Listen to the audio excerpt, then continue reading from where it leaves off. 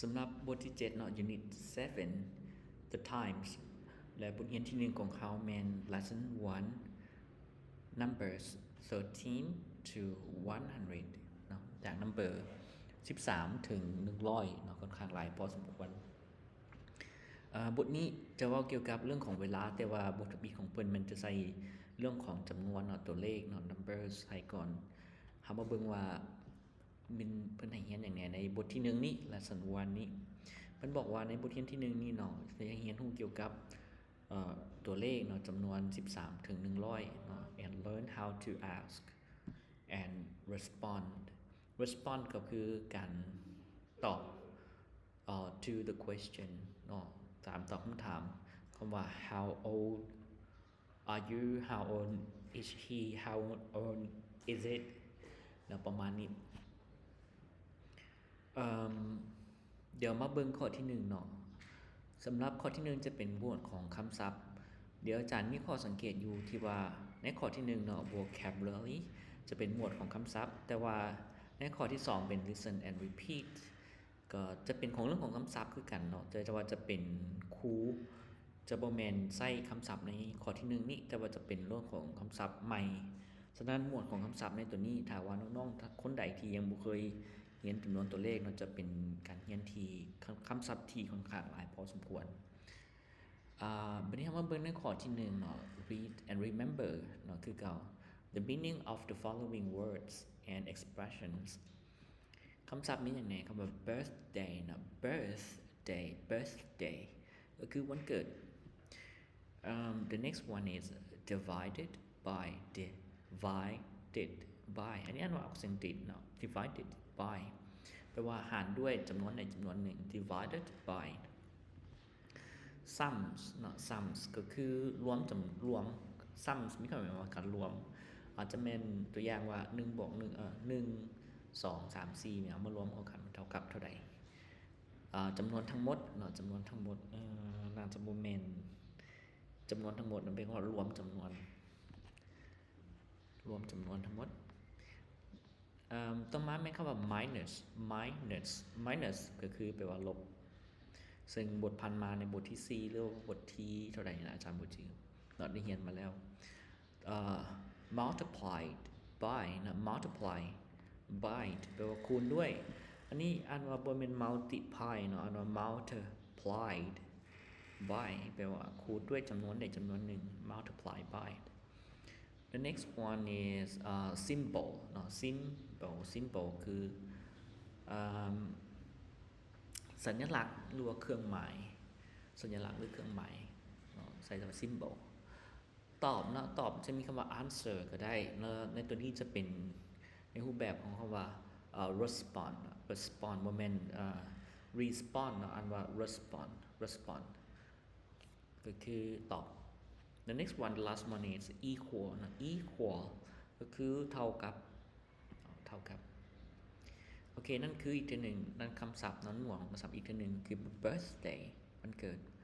divided by หารด้วย sums เนาะ sums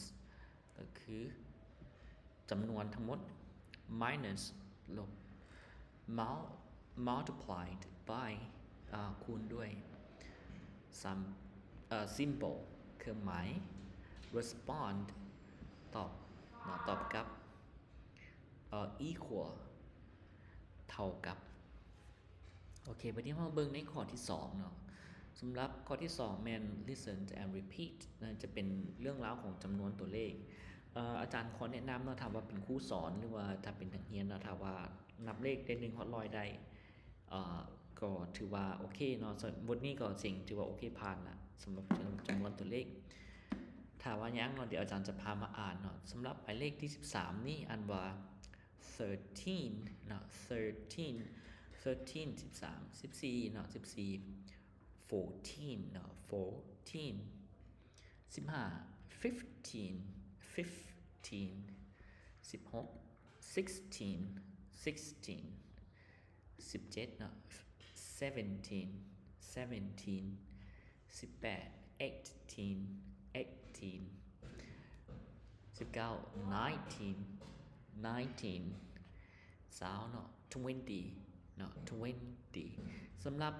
ออกเสียงซาวเนาะมันจะคนลาวเขามักจะออกเสียง20กับ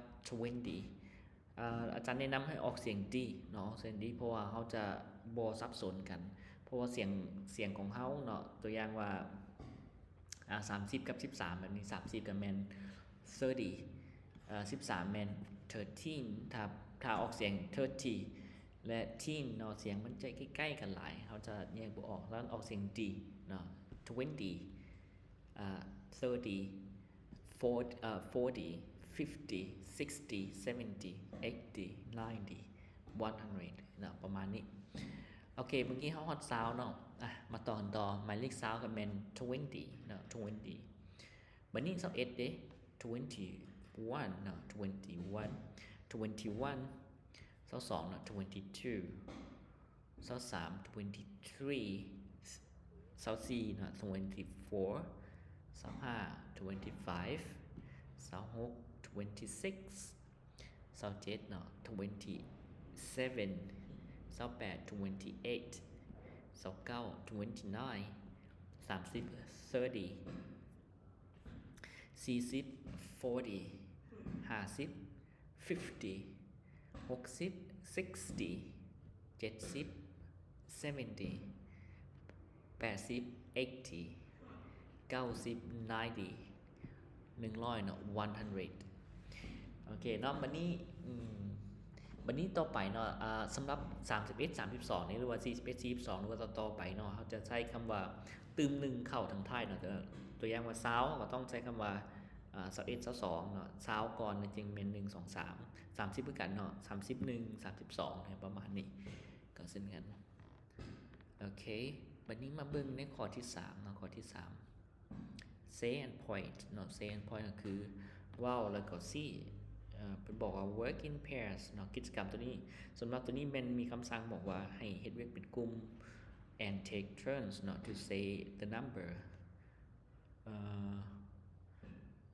อันนี้ to say the numbers บอกมี s เนาะ and points ก็เปลี่ยนกันถามเนาะจำนวนตัวเลขแล้วก็ see to each word เนาะโอเค to each word ค่อนข้างสับสนนะ to each word ในแต่ละคำ as example ตัวอย่างว่าstudent A says 20 student B point to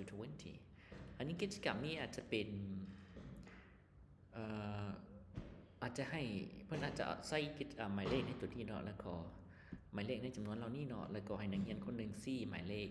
นี่แล้วก็มีแต่ซี่ซื้อบ่ได้ว่าอย่างเนาะแล้วก็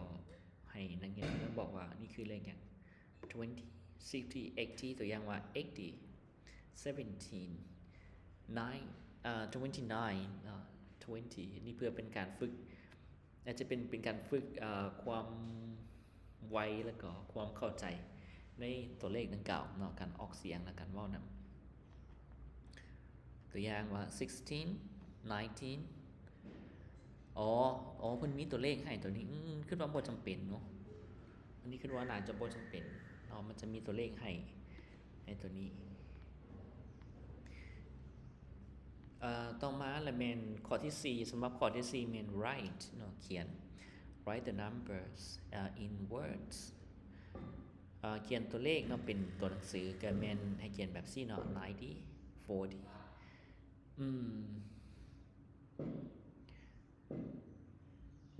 โอเคถ้าถึกแท้ๆเนาะก็แม่นในตัวเลขเนาะให้ครูเนาะอันนี้ขอแนะนำก่อนตัวนี้เพิ่นจะข้ามขั้นตอนในการแนะนำเสนอบทเรียนก็คือเกี่ยวกับตัวเลขเนาะเพราะว่าเพิ่นบ่ได้นำเสนอเรื่องของ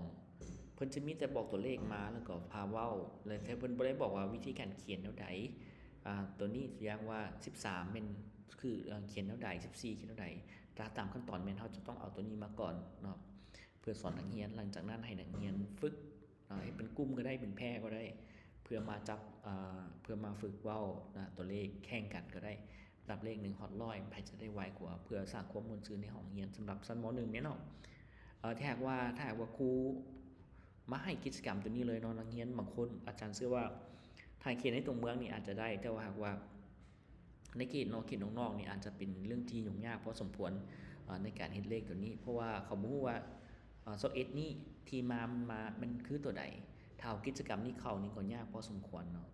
ต้องครูต้องมีคือว่ามีห่างของจำนวนตัวเลขเนาะเขียนเป็นจำนวนตัวเลขและอ่านตัวหนังสือเนาะให้นักเรียนได้เขียนก่อนในตัวนี้และจึงค่อยเข้ามากิจกรรมข้อที่4ก็คือ write เนาะในการเขียนตัวนี้จึงถูกต้องเพื่อ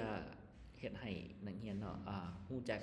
เข้าใจแล้วก็นี่คือเขียนเป็นอังกฤษแนวใดแล้วก็ออกเสียงแนวใดอ่านแนวใดโอเคเนาะอันนี้ก็แม่น40เนาะ40เนาะให้นักเรียนเอาไปแอบเขียนลองเบิ่งวันนี้ข้อที่5เนาะ say and write เนาะเว้าแล้วก็ เขียนคือเก่าเนาะ work in pair student take turns to say and write the numbers from 1 to 100 อันนี้ก็แม่นให้นักเรียนเขียนเนาะตั้งแต่ตัวเลข1ถึง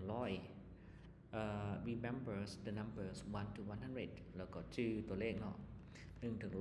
100โอ้นี่ก็ค่อนข้างยากพอสมควรถ้ายังให้นักเรียนเฮ็ดจิได้ตัวนี้ก็ครูว่าเป็นกิจกรรมเวียกบ้านเนาะตัวนี้เป็นอาจจะมีเจี้ยแยกต่างหากแล้วไปเห็นนักเรียนไปเป็นนับเลข1ฮอด100ก็ได้เนาะบ่ยากในตัวนี้แต่สำคัญก็คือครูต้องได้พาอ่านให้ออกเสียงให้ถูกต้องเป็นแนวใดตัวนี้ก็คือเก่าเนาะตัวเลขจากข้างเทิงนั่นแหละเพิ่นเอามาใส่เติมมาใส่นั้นตัวอย่างว่า15คือเก่าเนาะนี่ก็คือถ้าว่านักเรียนคนใดบ่ได้หรือว่าครูเนาะยังบ่ทันโดยเฉพาะครูมัธยมเนาะบางคนอาจจะบ่ทันเก่งภาษาอังกฤษก็อาจจะค่อนข้างยากพอสมควรอันนี้ว่าตามตัวจริงเนาะคือข้าพเจ้าได้ไปสังเกตมาหลายโรงเรียนแล้วก็เป็นแนวนั้นอีหลีต่อมาก็แม่นข้อที่6แม่น number 6 match จากตัวนี้เนาะจากจำนวนตัวเลขมันนี่เพิ่นเข้ามาเพิ่นบอกว่า match the symbols with the words คือให้ match บ่ได้เนาะนี่คือเป็นกิจกรรมนี้ให้ match บ่ได้เพราะว่านักเรียนยังบ่ได้เรียนรู้สัญลักษณ์ตัวนี้มันหมายถึงหยังอันนี้ถ้าว่าจากข้างเทิงเนาะถ้าเพิ่นใส่เป็นหมายคูณหมายหยังเนาะโอเคเนาะได้ในหมวดของคำศัพท์ตัวนี้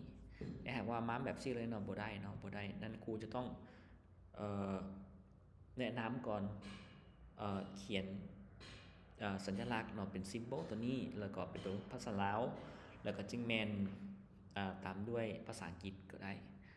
แล้วจึงเข้ามากิจกรรมตัวนี้เป็น matching เพราะว่านี่เป็นข้อที่6เนาะข้อที่6เพิ่นจะบอกว่าทวนคืนคำศัพท์ในหมวดนี้เนาะค่อนข้างยากพอสมควรโอเค match เนาะถ้า match เรามา match กันเบิ่งตัวนี้แม่นคูณเนาะแม่นเท่ากับ multiplied by เนาะ multiplied by หารเด้ divided by บวกเด้เนาะแม่น plus เนาะตัวนี้เท่ากับก็มีแล้วเนาะคำว่า equal และสุดท้ายลบเนาะก็คือ minus okay the next one is number 7 look and say ก็คือเบิ่งแล้วก็เว้าตาม look at the figures เนาะ figures มันหมายถึงตัวเลขหรือว่าจำนวนให้เบิ่งตัวนี้มันค่อนข้างคำศัพท์ค่อนข้างสูงเนาะ figures นี่ตัวนี้ถ้าว่าถูกแท้ๆก็ใช้คำว่า look at the numbers เนาะ look at the numbers จะเหมาะสมกว่าเพราะว่าเกี่ยวกับ numbers and take turns to say the results โอ้คำศัพท์สูงเนาะนี่ to say the results result คือผลได้ครับเนาะ in words ตัวนี้สำหรับมันค่อนข้างย้อนแย้งเนาะบทเรียนง่ายแต่ว่าในกิจกรรมตัวนี้ก็ใช้คำศัพท์ที่ค่อนข้างยากพอสมควรสำหรับชั้นม.1โอเคแนวนั้นก็แนวเฮามาเบิ่งในข้อที่1เนาะเป็น example ก็เป็น100 divided by 2ก็แม่นนักเรียนผู้อีกนึงก็จะบอกนักเรียน A จะบอกว่า100 divided by 2 equal what เท่ากับหยังหรือว่า what 100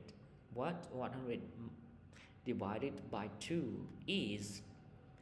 แม่นหยัง100หาร2แม่นหยังเนาะ100หาร2ผลลัพธ์แม่นหยัง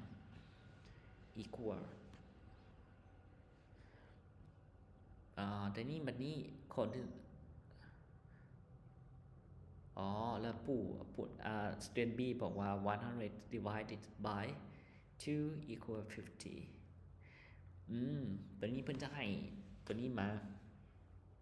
ข้อที่1เนาะnow practice the following figures วันนี้เรามาเบิ่งเนาะจำนวนตัวนี้เพิ่นบอกว่าให้ฝึกซ้อมเนาะโดยฝึกซ้อมเว้าตามจำนวนรูปนี้เนาะตัวอย่างว่า10บวก9เฮาจะว่าจังได๋10 plus 9โอเค equal what เนาะแล้วก็แม่น50 multiplied by 2 25 minus 10 number 4 70 plus 20 number 5 10 divided by 2ข้างเทิงนี้ นี่ล่ะบัดนี้ now write the figures in the words อันนี้ก็คือเก่าเนาะก่อนจะเป็นให้เขียนดังนี้ก็เป็นจะแม่น practice คือเว้าก่อนแล้วก็ต่อมาแล้วแม่นจึงค่อยมาเขียนเป็นประโยคให้บ่ได้ใจว่าให้เขียนเป็นประโยคคือ A บ่หรือว่าให้เขียนคำตอบเป็นequal เลยเนาะให้คำตอบออกมาเลยบ่แน่ใจคือกันเนาะ instructions ของเพิ่นยังบ่จัดแจ้งเนาะวันนี้มาเบิ่งในข้อที่8เนาะข้อที่8จะเป็น listen and repeat เฮามาเบิ่งในจุดประสงค์ของบทเฮาของบทเรียนเฮาก่อนก็คือเพิ่นบอกว่าให้นับเลขเนาะ13ฮอด100อันที่1ก็ได้อันที่2มาแม่นให้ถามว่า how old are you how old blah blah blah ไปวันนี้มาเบิ่งข้อที่8เนาะอาจจะแม่น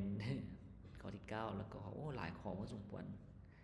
หลายเกินไปเนาะสำหรับตัวนี้หลายเกินไปหลายจุดประสงค์เกินไปบ่แม่นจุดประสงค์มี2จุดประสงค์แต่ว่ากิจกรรมที่ซับซ้อนเนาะมีหลายเกินไปบัดนี้มาเบิ่งในข้อที่8เป็น listen and repeat after the teacher จะเป็นบทสนทนาอันนี้อาจารย์คิดว่าถ้าว่าครูเฮาไปสอนเนาะจะเป็นอีกบทอาจจะเป็นชั่วโมงที่ถ้าใช้สอนตัวจริงในห้องเนาะนี่อาจจะเป็นชั่วโมงที่6ที่7ไปแล้วเนาะในข้อที่8นี่ค่อนข้างเสียเวลากินเวลาไปพอสมควรพวกไปกินเวลานำจำนวนตัวเลขแล้วก็มาอธิบายข้อนี้เนาะค่อนข้างใช้เวลาหลายมาเบิ่งในข้อนี้ก็จะเป็นมโนธรรมเนาะกับดาวันมโนธรรมบอกว่า Hi เนาะ Davan how are you สบายดีดาวันเจ้าสบายดีบ่ Hello มโนธรรม I'm fine thanks สบายดีมโนธรรมค่อยสบายดีขอบใจ It's my birthday today มื้อนี้เป็นวันเกิดของข้อยมื้อนี้เป็นวันเกิดของข้อยเนาะภาษาเดียวอาจารย์ก็อธิบายนึงในภาษาอังกฤษจะใช้ว่า It's my birthday it's my blah blah blah เนาะ then today ใช้ตัวนี้บ่แม่น today is บ่แม่นเนาะเขาจะบ่ใช้ว่า today is my birthday it's okay นะเข้าใจได้แต่ว่าเขาจะใช้ว่า it's ขึ้นก่อน it's something แล้วทำด้วยว่ามื้อนี้ตำหลังแต่คนลาวเฮามักใช้ว่า today is my birthday ก็โอเคคือกันต่อมามโนธรรม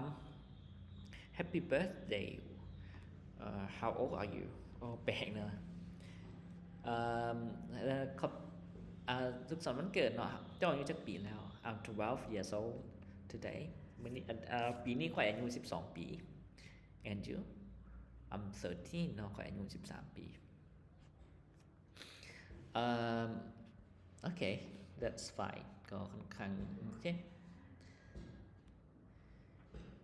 วันนี้ข้อที่9เป็น ask and answer how old use the words in the box to ask your partner questions ให้ใส่คำศัพท์เนาะอยู่ในนี้เพื่อถามคู่สนทนาของเจ้าเนาะเกี่ยวกับอายุมีอย่างไหนมี brother